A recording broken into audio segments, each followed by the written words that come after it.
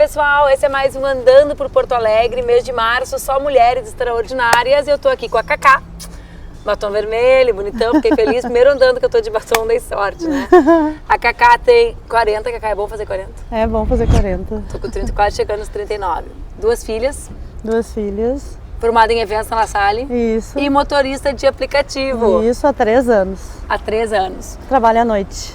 Isso, eu quero saber como foi, o que te levou, qual é a história da tua chegada como motorista de aplicativo? Eu fiquei desempregada, né? E a opção minha foi trabalhar com aplicativo. Eu tinha um carrinho bom na época, há 3 anos atrás. E meu irmão já trabalhava com aplicativo. Ele disse, quem sabe tu faz aplicativo. E a minha primeira semana foi um desastre total. Cheguei em casa chorando pra minha mãe, disse, mãe, não é pra mim, trabalhei de dia, apavorada. Eu me sentia muito insegura, né, na direção. O fato de pegar passageiro, pessoas que a gente não conhece. Homens, mulheres, principalmente homens, né? A gente se sente insegura, um homem que tu nunca viu entrar no teu carro, tu dá um bom dia, boa tarde pra uma pessoa que tu nunca viu. Aí cheguei em casa e disse pra minha mãe, mãe, não tem como gastar muito combustível. Aí a minha mãe, não, vai de novo, tenta de novo que tu vai conseguir. Daí eu fui tentando aos pouquinhos e aí fui conseguindo. E quanto tempo depois tu parou na noite? Eu trabalhei 4 meses de dia com esse carro que eu trabalhava com um Peugeotzinho 207. E aí a galera começou a dizer, a noite é boa, final de semana a noite bomba, começa a fazer a noite pra te ver. E eu comecei a trabalhar à noite e fui gostando. E aí eu troquei de carro, mas aí eu comecei a fazer a noite com esse carrinho e gostei e fui pra noite. As mulheres em geral, eu, por exemplo, quando pego uma motorista de aplicativo ou uma motorista de táxi mulher e ela me conta que faz à noite, eu fico sempre com a ideia de que é muito mais perigoso para uma mulher, né? Porque, claro, todos os motoristas são expostos aos mesmos perigos, mas a gente sempre tem medo da violência sexual, o medo, o assédio, né? Aí no sentido inverso do que as passageiras mulheres relatam com os homens. Como foi, assim, tu vencer essa etapa, tu teve essa etapa, o que aconteceu? O que tem de bom na noite? Fala pra gente. Todo mundo pensa... eu já tô até tocando no de Tranquilo. Como foi isso? À noite, realmente, sim. A gente sofre um assédio maior do que o dia, né? O dia as pessoas são um pouco mais mal-humoradas, estão sempre atrasadas. Pelo amor de Deus, eu tenho 5 minutos para chegar na rodoviária e a pessoa está no centro e o trânsito está todo trancado e tu não tem como fazer milagre, não tem mesmo. E à noite não, o trânsito flui melhor, tu pega a pessoa saindo de um bar, indo para casa mais tranquila, toma uma cervejinha. Ou então tu pega a pessoa bêbada, né? Se passou além da conta, o homem se passou além da conta, tu fica com um pouquinho... Eu fiquei com um pouquinho de medo, de receio. As mulheres, principalmente, que eu pego à noite, elas às vezes se deitam no banco de trás, às vezes estão com uma saia mais curta, se sentem mais à vontade quando é com mulher, né? E dizem pra gente, que bom que é uma motorista mulher. Quando pego uma motorista mulher, minha vida graças muda. a Deus é uma mulher. Todas que entram no meu carro dizem a mesma coisa e a gente se sente um pouco mais faceira com isso. Tu viveu o ano eleitoral dirigindo aplicativo. Sim, sim. Sabe que quem faz política era assim, né? A gente pegava o aplicativo ou o táxi e dizia assim, ai meu Deus do céu, eu que não tenho como tirar o adesivo, né? Sou adesivo, eu entrava e dizia assim, vai me conhecer, vai ter bate-boca. Sim. Como foi viver a eleição nessa experiência super íntima com milhares de pessoas que passam pelo teu carro? Para mim, especialmente, foi super complicado, porque eu sou de esquerda, então foi super complicado entrar com pessoas direitosas no meu carro, falando bem do partido de direita, e eu não me sentia à vontade, mas eu ficava quieta, eu só ouvia eles falarem, porque qualquer coisa que tu falar pro passageiro, ele pode te reportar para a plataforma e tu é excluída da plataforma e a plataforma não te dá chances de defesa. Tu não tem como dizer para eles, mas foi assim que aconteceu, foi assado. Não, tu foi excluída, tu vai chegar lá na Uber, na época eu fazia só Uber, e eles vão te dizer, não, tu foi excluído e eles não te dizem por quê, não tem volta. Então tu tem que ficar quieta, ouvir e deixar teu sangue ali ferver, mas ficar quietinha e... Eu só fiquei quieta, não tenho o que fazer. Nesse momento não tenho o que fazer. A gente se conheceu pessoalmente, Cacá, num momento de muita mobilização da cidade e dos motoristas de aplicativo e dos cobradores e cobradoras de ônibus com relação ao chamado pacote de transporte da cidade, né? Sim. Porto Alegre é uma das cidades que tem proporcionalmente o maior número de motoristas de aplicativo, né? Sim, hoje 25 mil motoristas atuam em Porto Alegre. E quase todos têm uma história similar à tua, quer dizer, tinham uma outra formação, ficaram desempregados na crise e acabaram trabalhando aí. Exatamente. Quando a gente começou a debater o pacote, né, um pacote super complexo, apresentado na última hora, no ano eleitoral, os dois assuntos que mais brilharam, digamos assim, para a sociedade foi o tema da tarifa zero, né, porque todo mundo sabe, as pessoas às vezes não saem mais dos seus bairros pelo preço da tarifa de ônibus. E quanto mais longe a pessoa vive, mais difícil, porque o Uber é barato para quem mora na região central. Claro, exatamente. Né, o aplicativo ele é barato para quem está perto, que é quase a passagem do ônibus, um pouquinho mais, divide em dois, fecha a conta. Mas para mim sempre pareceu algo assim muito injusto, entre outros pontos, né? Não vou ficar debatendo todo o pacote contigo, porque eu queria chegar no ponto dos aplicativos.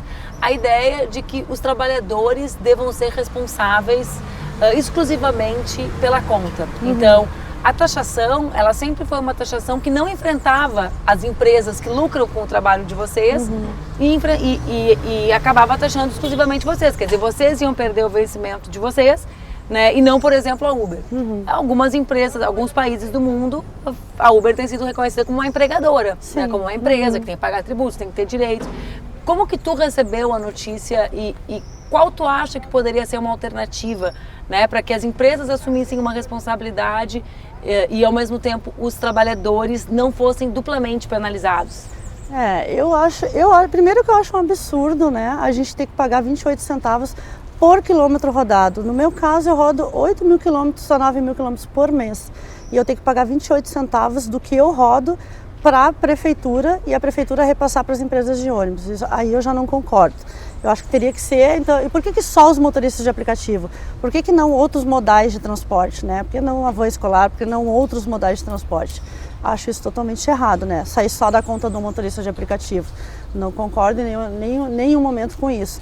E tanto que outras... E é da conta do motorista, é isso que as pessoas não entendem. Exatamente. As pessoas acham que elas estão responsabilizando a empresa. Nós já conversamos, a gente faz parte de associações, onde a gente já conversou com a Uber e eles já deixaram bem claro que isso vai aumentar a tarifa em 25%. Então vai sair da nossa conta sim, porque não vai aumentar esses 25% para mim. Esse 25% vai aumentar para mim na tarifa total, vai ser descontado os 25% e vai aumentar para o próprio passageiro. Então quem está longe vai pagar mais também. Quem está perto vai pagar menos, mas é R$ 4,80, vai pagar ali bem menos para ir até o centro. Agora quem está longe, lá na Restinga, vai pagar sobre 25%, vai pagar um horror, entendeu? Então a gente não concorda com isso em nenhum momento. É totalmente um absurdo esse pacote. Foi colocado num tempo... Vocês tiveram alguma oportunidade de conversar com o prefeito sobre isso? Alguma vez chamaram vocês na IPTC? Olha, a gente quer conversar, quer ouvir vocês? Não, nenhum momento. Não. Porque eu me lembro que uma das coisas que tu falavas pra mim na época, né? Eu não sou vereadora, eu fui vereadora, mas eu lembro que era... Poxa, a gente não teve nenhuma audiência pública. Não teve. A gente teve uma depois do pacote que a nossa própria associação solicitou, né? Mas antes não teve, em nenhum momento teve discussão, não. E o que nos outros países teve, né? Aí nessa audiência que teve, por último agora, semana passada, eles disseram, mas lá em Londres foi feito, mas lá nos Estados Unidos foi feito, lá em tal lugar foi feito. Mas lá teve 2 anos, 3 anos de discussão sobre isso. Né? Foi uma construção junto com a população. Aqui não teve nada. Em 2 dias eles queriam votar um pacote e a gente foi obrigado a ir lá tentar barrar e barramos para entrar em discussão, pelo menos, né? A tempo da gente tentar desconstruir isso daí. E discutir, né? Poder ouvir, poder pensar o conjunto das medidas, né? É o mesmo tema dos cobradores. Eles comparam os cobradores aqui com os cobradores de Londres. Só que o tamanho dos ônibus no Reino Unido é equivalente às lotações aqui. A lotação já não tem cobrador. Exatamente. Né? Então, e ao mesmo tempo que ele fez isso, ele abriu um edital para contratar 140 cobradores. Abriu um edital ali para 140 cobradores.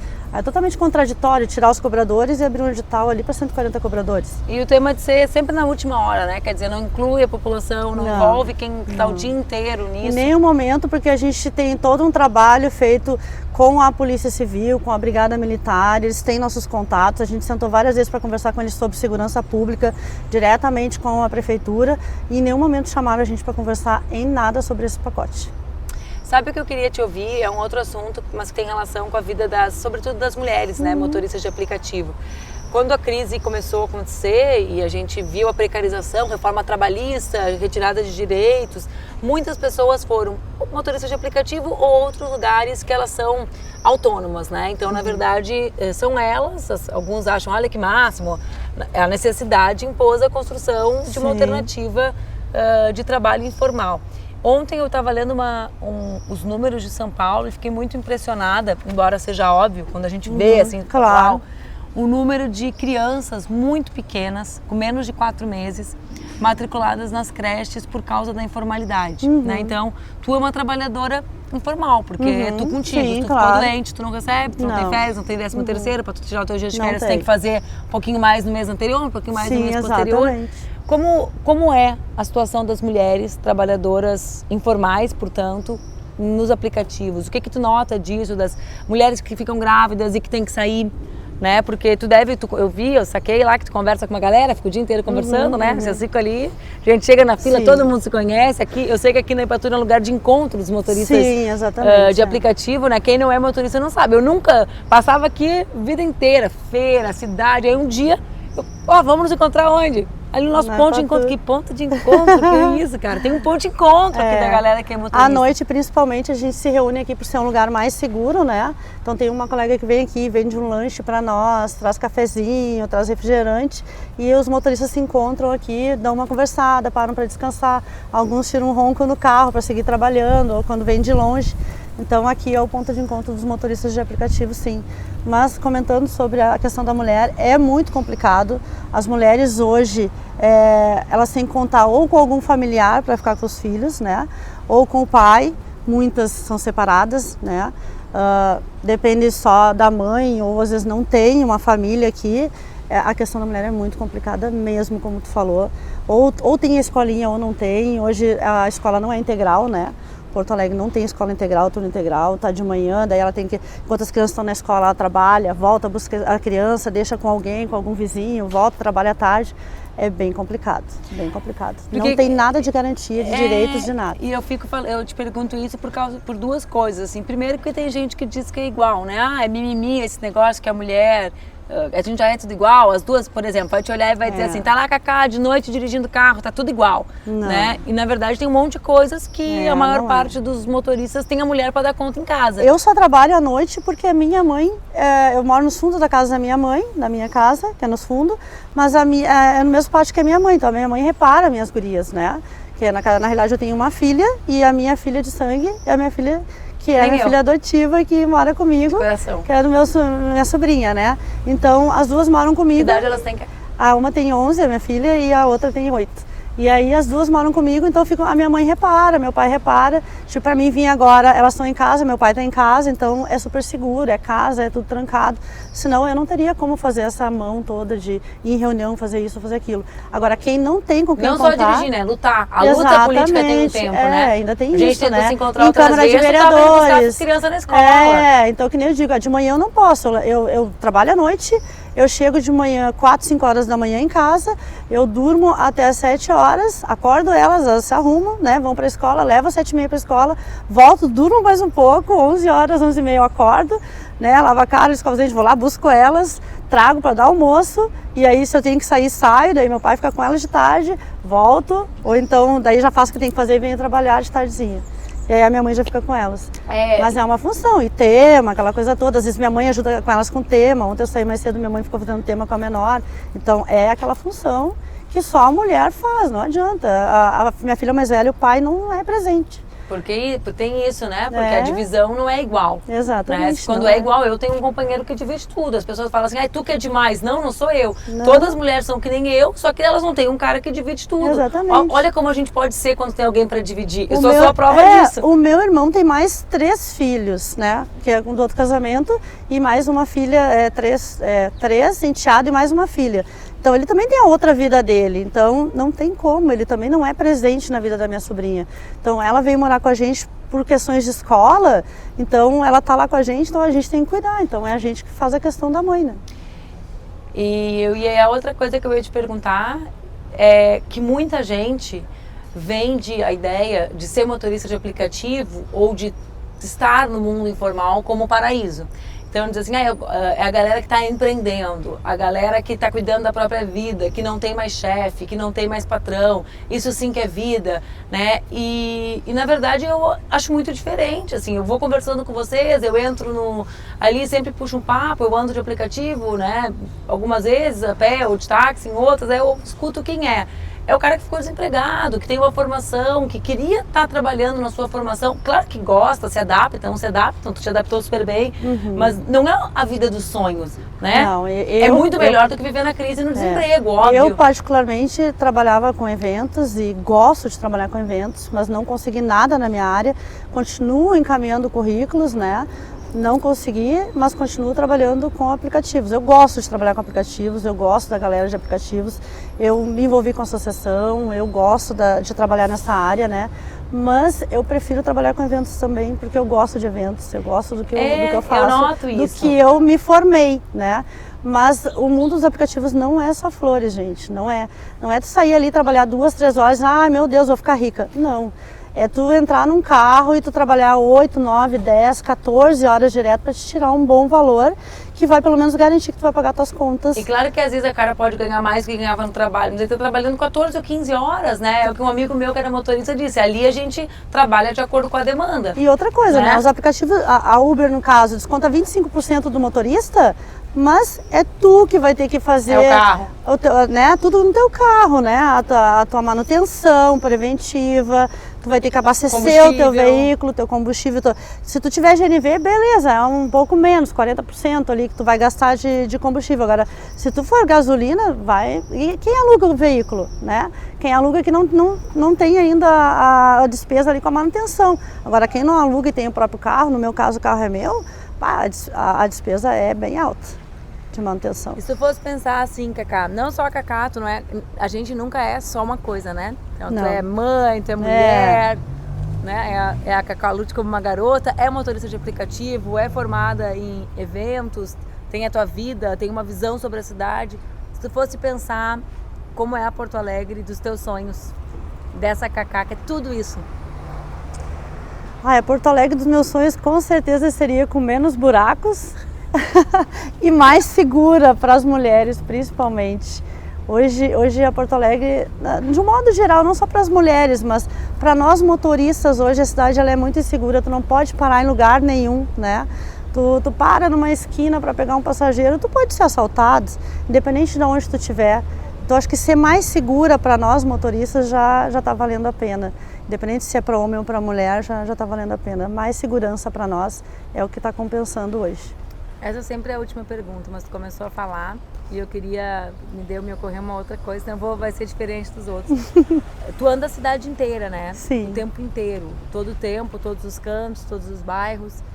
E o que tu acha da nossa cidade hoje? Eu, por exemplo, como muitas pessoas, sou muito impressionada, por mais que eu sempre veja os números, estude economia, mas assim me impressiona muito como a cidade está mais pobre, como tem mais gente miserável na cidade. Tu falou da sinaleira, eu me lembrei disso, né? Sim. Gente com plaquinha, gente com criança, na época escolar agora, entre dezembro e março, antes das aulas começarem, vendendo pano de prato. O que tu olha na cidade quando tu anda tanto, esses seus 8 mil quilômetros por mês, Deus o livre? De uns tempos para cá tem realmente muita gente na sinaleira, eu observo, eu trabalho muito na noite, muita gente dormindo embaixo de marquises, né? Aumentou bastante, muita gente por aí caminhando pelas ruas à noite. No verão tu vê muita gente por aí caminhando, mas no inverno tu vê muita gente dormindo encolhida pelos cantos, tá bem triste a cidade e também muito atirada. A cidade está muito atirada. Tu vê a cidade muito bonita na orla do Guaíba. Passou da orla, tu vê a cidade atirada. Tu vai para a Zona Norte, a cidade é virada em buraco, atirada, tu não vê nada pintado, tu não vê faixas, tu não vê nada de faixa de segurança pintada, as placas são viradas em pichação. Então a cidade ela está bem detonada de uma forma geral, bem abandonada. Esse é o sentido, abandonada, está largada. Foi uma alegria falar contigo. Obrigada também. E ela tá tímida, porque isso aqui não é assim, gente. Isso aqui é o medo da câmerazinha, porque ela é à vontade. despachada.